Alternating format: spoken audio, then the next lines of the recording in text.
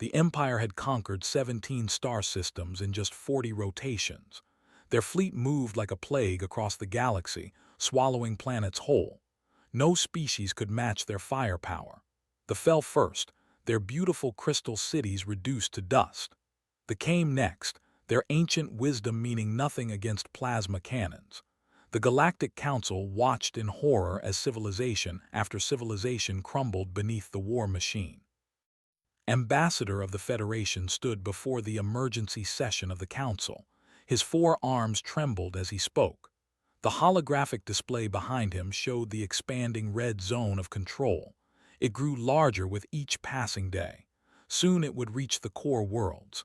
Soon there would be nothing left to save. "We have exhausted every option," said. His voice carried the weight of a dying galaxy. "Our combined fleets lasted 3 days against their advance forces. 3 days. They do not negotiate. They do not accept surrender.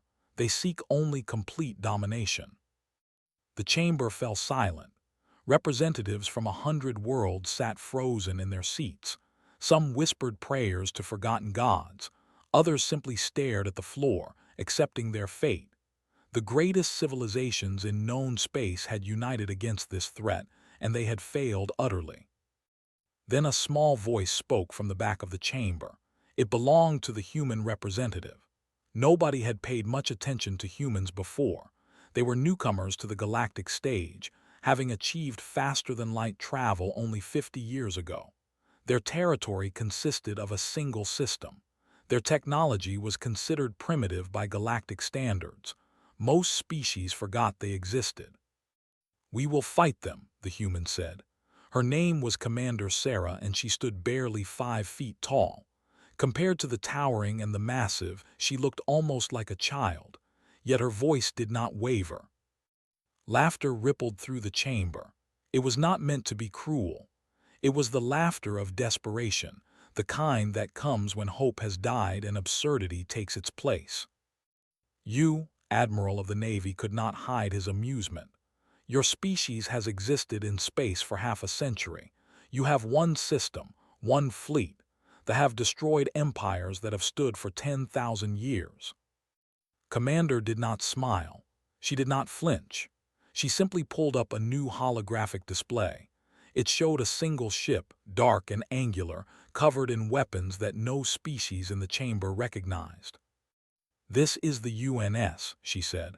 "Our first and only warship of the Titan class. We built it in secret. We built it for moments exactly like this one." The chamber grew quiet again, but this time the silence was different. Something in the human's eyes made them pause. Something ancient and dangerous lurked behind her calm expression. "Humanity has a saying," continued. "See, parabellum. If you want peace, prepare for war. We have been watching the galaxy since we first stepped into the stars. We saw how species treat each other. We saw the wars, the conquests, the endless cycle of violence, so we prepared." She touched the holographic controls, and the image of the expanded. Data scrolled across the screen. Weapons systems, power output, armor thickness, crew complement. The numbers meant little to most species present, but the military commanders understood enough to make their blood run cold. Admiral leaned forward. "Those power readings must be wrong. Nothing that size could generate that much energy." "They are correct," replied. "We discovered a new form of energy conversion. We call it the Prometheus engine. It converts matter directly into usable power at 97% efficiency. That carries enough fuel to fight continuously for 100 years. Murmurs swept through the chamber. The Prometheus engine was theoretical. Every species had dreamed of such technology, but none had achieved it. The physics seemed impossible. Ambassador raised one of his hands. "Even if your ship is as powerful as you claim, it is one vessel. They have thousands." Commander nodded. "Yes, one vessel, one crew, 3,000 humans who volunteered knowing they would probably not return. We are not asking for your help. We are not asking for your permission. We are simply informing you that humanity will engage the forces at the nebula in 12 standard hours." She paused, letting the words sink in. The nebula was where they had gathered their primary invasion fleet. Intelligence suggested over 3,000 warships waited there, preparing for the final push toward the core worlds. "You are sending your people to die," Admiral said softly. There was no mockery in his voice now, only sorrow. "Perhaps," replied, "but we will not die quietly. And if we fall, at least the galaxy will know that when the darkness came, humanity stood and fought." She left the chamber without another word. The representatives sat in stunned silence for a long moment. Then slowly they began to argue about what they had witnessed.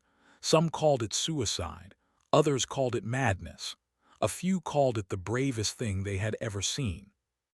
12 hours later, the UNS jumped into the nebula. The sensors detected the human ship immediately. Supreme Commander stood on the bridge of his flagship, the Eternal Dominion, and studied the new arrival with curiosity rather than concern. One ship. The humans had sent one ship against his armada. He ordered his fleet to maintain position. This would serve as entertainment for his warriors before the final conquest. He broadcast a message on all frequencies, inviting any observers to watch what happened to species foolish enough to oppose might. Across the galaxy, billions of beings tuned into the broadcast. The Council had shared everything Commander had told them. Now the entire civilized galaxy watched, waiting to see if the humans would deliver a miracle or become another footnote in the history of victory. They came out of jump space like a black blade cutting through silk. Its hull absorbed light, making it appear as a void in the shape of a ship. It drifted forward slowly, seemingly calm, as 3,000 warships surrounded it. Commander sat in the captain's chair. Around her, the crew of the worked with quiet efficiency. There was no fear in their eyes. They had trained for this moment for years. Every simulation, every drill, every sacrifice had led to this single point in time. "All weapons online," her tactical officer reported. "Prometheus engine at full power, shields at maximum capacity." Nodded, "Open a channel to the commander." The flickered and Supreme Commander appeared.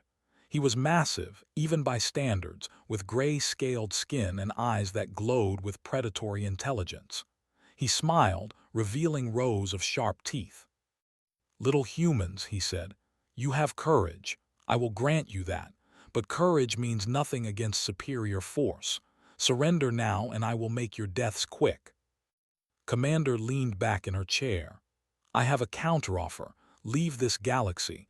Take your fleet and go back to whatever hell spawned you. This is your only warning." Laughed. It was a harsh sound like grinding metal. "One ship threatens thousands. Your species truly is insane." "We prefer the term determined," replied. "You have 30 seconds to begin your retreat." The commander cut the transmission. He ordered his fleet to open fire. Every weapon in the armada activated simultaneously. Thousands of plasma cannons, missile launchers, and energy beams focused on the single human vessel. The combined firepower could have shattered a moon. The galaxy watched as death converged on them from every direction. Then something happened that no one could explain. The hull began to glow with a strange blue light. The incoming fire struck an invisible barrier and simply vanished, not deflected, not absorbed, just gone as if it had never existed. Silence fell across a billion worlds. The moved.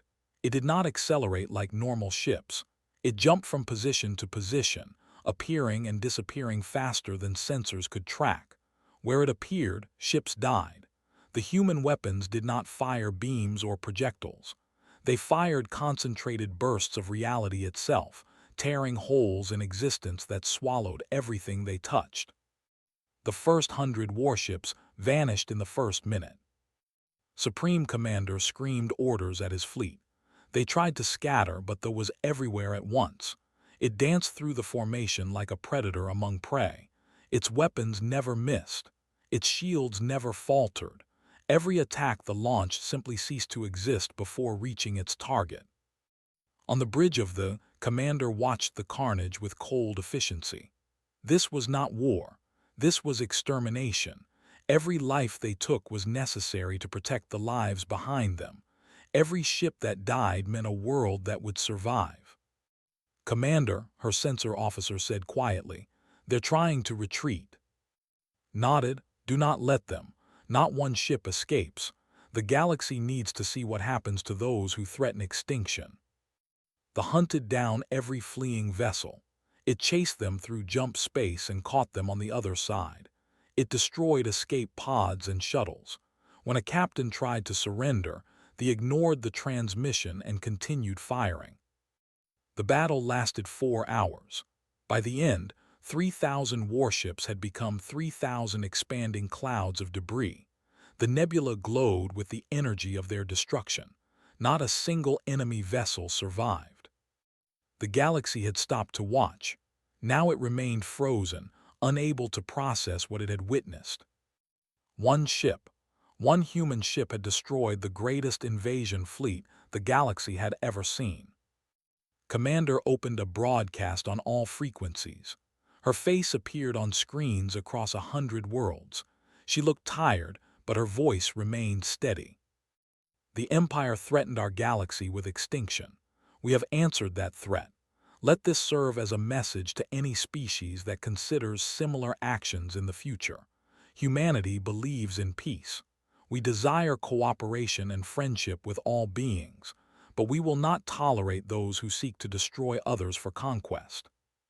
She paused, and for a moment, something ancient flickered in her eyes. "We are the guardians of our galaxy now. We did not seek this responsibility, but we accept it. Any species that chooses the path of genocide will face us, and we will show no mercy to those who show none to others." The transmission ended. They turned and jumped back toward human space, leaving behind a field of debris that stretched across light years. In the council chamber, Ambassador sat frozen in his seat. Admiral had forgotten how to breathe. Every representative stared at their screens in disbelief. The newcomers, the primitives, the species that no one had bothered to remember, had saved them all. Humanity had arrived, and the galaxy would never be the same. In the years that followed, peace spread across the stars. No empire dared threaten its neighbors. No warlord risked conquest.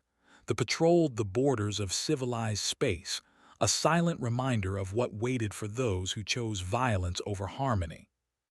And sometimes, when species gathered to tell stories of the old times, they would speak of the day the war ended. The day when 3,000 humans stood against 3,000 warships and won. The day when the galaxy stopped and watched as one small ship blackened the skies with the wreckage of its enemies. They called it the miracle, but the humans never used that name. To them, it was simply duty. They had prepared for war so that others might have peace. And when the moment came, they had delivered exactly what they promised.